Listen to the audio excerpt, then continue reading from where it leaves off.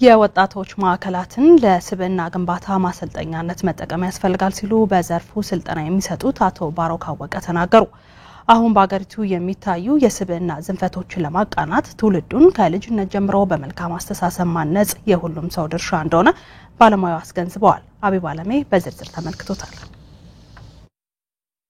ኢትዮጵያ አሁን የገባችበት የጦርነት የዘረኝነትና የመጠፋፋት አዙሪት ዓለም ፈጥኖ ሲለወጥ ወደ ኋላ የሚጎታት ሆኗል። እንደ ሀገር እየተጋፈጠን ያለው ችግር ጊዜ ጠብቆ የሚያገረሽ የስብዕና ጉድለትን ይዞ መጥቷል። አሁን ዓለም በደረሰበት የዲሞክራሲ ስርዓት የሰዎች መልካም ስብዕና ማደግ ሲገባው በተቃራኒው እያሽቆለቆለ መጥቶ እርስ በርስ የመጠፋፋት አዝማሚያ ላይ መድረሱ አሳሳቢ ሆኗል። ይህን ችግር ለመቅረፍም ሁሉም ነገር መቀየር ያለበት ከመሰረቱ ልጅነት እድሜ ላይ ነው ስትል መምህርት አዲስ የገላው ትናገራለች። ልጆችን አንተ ከነገርካቸው ይሰማሉ፣ አይደለም ለራሳቸው ቤተሰባቸውን ይቀይራሉ። መካፈልን ማስለመድ ልጆችን ይቅርታን ማስለመድ ምስጋናን ማስለመድ ልጆች ይያሉ ገና ማለት ነው።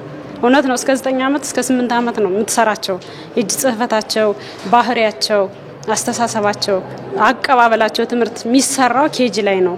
በኢትዮጵያ እንደምናስተውለው ህግ ስርዓት ወግ ባህልና እምነት ሳይገድበን በዚህ ልክ ለምን የመጠፋፋት ተንኮል አዙሪት ውስጥ ገባን የሚለው ጥያቄ ያብራሩልን አቶ ባሮክ አወቀ ናቸው። አቶ ባሮክ አወቀ የስብዕና ግንባታን ለማገዝ የሚያስችል ስልጠና በሀገር አቀፍ ደረጃ በመስጠት ላይ ይገኛሉ። ከሁሉም በላይ አእምሮ መቀየር መቅደም ያለበት ተግባር ስለመሆኑም ይናገራሉ።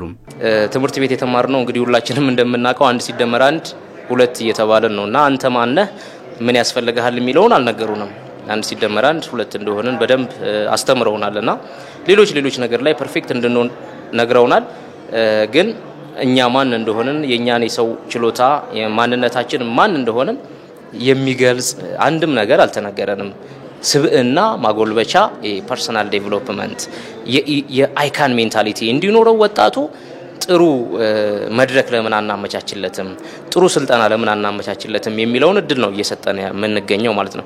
የስብዕና ግንባታ የሚወስዱ ወጣቶችም በህይወታቸው መልካም ውጤት እንዳገኙ ይናገራሉ። ኢሞሽናል ነበርኩኝ፣ ስሜታማ ነበርኩኝ፣ እናደድ ነበር። ምን አድርጋለሁ ሁሉ ጊዜ ቁጭ ብዬ ራሴ ጋር አጣላ ነበር።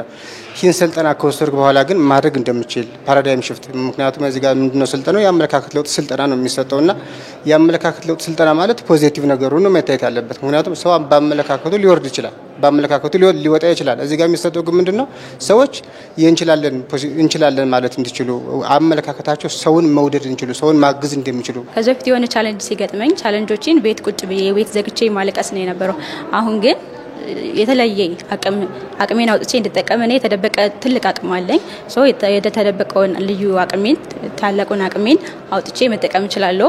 ከመንግስትም ምንም አይነት ነገር መቆጭ የመጠበቅ የለብኝም። አቶ ባሮክ ትውልድን የሚያንጹና የሚቀርጹ የወጣት ስልጠና ማዕከላትን ተጠቅሞ መስራት ተገቢ ስለመሆኑ አጽንኦት ሰጥተው ተናግረዋል። ብዙ የወጣቶች ማዕከሎች አሉ። እነዛን የወጣቶች ማዕከል እንደዚህ አይነት መሰል ድርጅቶችን እውቅና እየሰጡ የስብዕና ግንባታ ስልጠናዎችን ቢያገኙ ከስራቸው ጎን ለጎን ባይ ኤኒሚስ የትኛውም ቦታ ላይ ሆነው ሰዎች ስኬታማ መሆን ይችላሉ። ይሄ ጦርነቱ ማያስፈልግ ነገሮች ሊታዩ አይችልም።